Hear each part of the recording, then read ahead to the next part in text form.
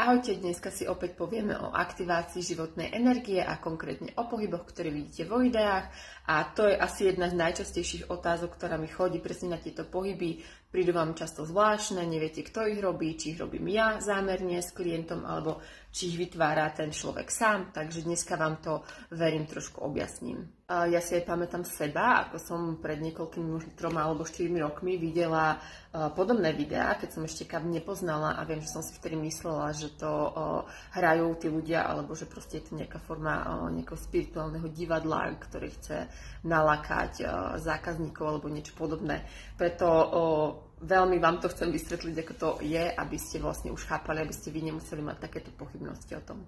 Pri KAPe teda dochádza k aktivácii vašej životnej energie, teda energie vo vašom vnútri, vo vašom tele, cez facilitátora. Hej, to je jeho hlavná úloha, aby vo vás vlastne ako keby rozprúdil, zaktivoval tú vašu energiu, ktorú už máte, ale on ju vlastne v podstate ako keby, že počas toho sedenia KAP znásobí. Následne tá energia vlastne prúdi vo vašom tele a hľadá rôzne disbalancy, nejaké energetické bloky a následne vám ich snaží sa ako keby že otvárať alebo uvoľňovať. A teraz vám poviem taký ukážkový príklad, ako by to mohlo byť. Príde na KAP za mnou nejaká moja klientka, ktorá je vlastne dospelá žena, ale cíti, že posledných XY rokov počas jej dospelého života jednoducho nevie sa postaviť za svoj názor, nevie ho prezentovať, keď má niečo povedať nahlas pred ľuďmi, jednoducho má s tým problém, cíti sa nejaká zahriaknutá. Ona v podstate v svojom vedomom dospelom živote si nepamätá, že čo sa kedy stalo, ale napríklad keď bola malé dievčatko, keď mala možno 3, 4, 5, 6 rokov, tak jednoducho sa jej možno spolužiaci smiali pred tabulou, alebo rodičia ju zahriakli, že nie je ticho, lebo teraz vyrušuje a podobne. Takéto veci sa nám udejú počas nášho vlastne detstva a my si ich samozrejme v dospelosti nepamätáme, ale v tom čase, keď sa udejú, nám vedia vytvoriť ako keby tá nevyjadrená emócia práve nejaký blok na tom energetickom centre. V tomto prípade by to bolo teda energetické centrum krčnej čakry. Pani by prišla na KAP, začala by sa aktivácia energie a tá energia, ktorá stvorila jej telo a preto ho dokonale pozná, by jednoducho našla to miesto, našla v jej krku miesto energetické, kde nemôže tiesť úplne dokonale tá energia, hej, že bol by tam nejaký disbalans.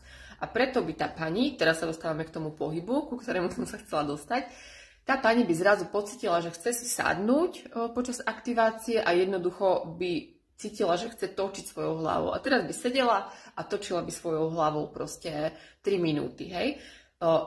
Toto sa presne deje počas aktivácií, že vám vlastne vaše telo vnúkne nejaký pohyb a vy vlastne tým, že ste odovzdaní a dôverujete tomu, tak vy ten pohyb začnete robiť a ten pohyb práve vtedy vaše telo potrebuje na to, aby uvoľnilo dané miesto. A samozrejme, toto bol len taký polopatistický príklad, hej, ono to vždycky, každýkrát môže byť úplne iné, hej, na jednej lekcii KAPu môžu byť 3 rôzni ľudia s 3 vlastne podobnými problémami, s rovnakou príčinou, ale každý z nich bude reagovať úplne inak, každého tá energia bude navázať na niečo úplne iné, hej. Tá žena môže točiť hlavou, ďalší pán môže ležať a môže sa jemne akože triasť a tretí môže ležať a nemusí robiť vôbec nič. Hej, že je to naozaj veľmi individuálne a my ako facilitátori nie sú tam nejaké schémy, že toto sa robí vtedy a toto sa robí vtedy. Hej, všetko záleží na tej energii a na tom, ako sa jej odovzdáte. Ten facilitátor je vlastne tým transferom tej energie a zvyšok už sa deje, ako je potrebné. A to vlastne, čo vidíte možno na videách, že sedí človek, nad ním je facilitátor a vlastne robí okolo neho rôzne pohyby, tak on iba podporuje prúdenie tej energie, hej, ale tie pohyby robí ten človek sám a jeho energia, hej, a to, čo vlastne on cíti, že chce robiť. Facilitátor je tam ako tá podpora a podpora toho prúdenia tej energie stále, takže verím, že som vám troška objasnila, ako to funguje a že už to nebude pre vás také strašidelné. Naozaj to treba brať, že sú to naše tela, naše pohyby, naša energia, tam je proste všetko totálne prirodzené. Hej. Naozaj, keď ja hovorím, raz to skúsiť a budem vám úplne jasné, o čo ide. Tak ďakujem, ak máte nejaké ďalšie otázky, kľudne mi napíšte, možno nejaké znova vyberiem a natočím takéto videjko. Tešilo ma.